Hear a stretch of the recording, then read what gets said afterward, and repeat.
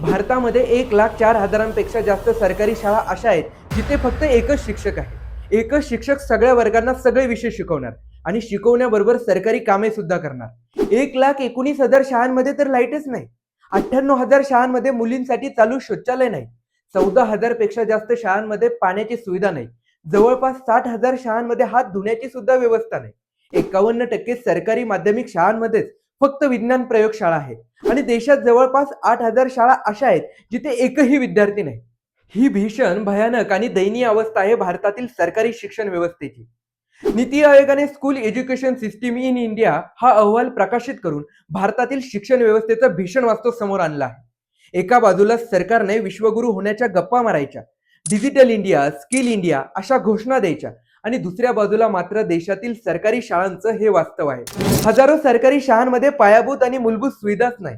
Light नाही, पाणी नाही, इंटरनेट नाही, डिजिटल सुविधा नाही।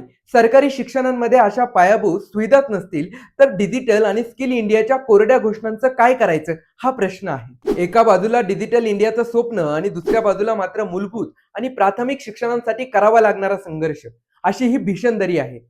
हजारो सरकारी शाळा अशा आहेत जिथे एकही विद्यार्थी नाही। शाळेची बिल्डिंग आहे पण त्या बिल्डिंग मध्ये एकही विद्यार्थी नाही। कागदपत्री मात्र शाळा सुरू आहे, अशी धक्कादायक माहिती अहवालातून समोर आली आहे। ज्या देशात विद्यार्थ्यांना प्राथमिक शिक्षणासाठी बेसिक सोयीसुविधा उपलब्ध नाही, जिथे नीट सारख्या प्रवेश परीक्षेचे पेपर फुटतात, अशा देशातील विद्यार्थ्यांचं भविष्य कसं असेल हा प्रश्न आहे।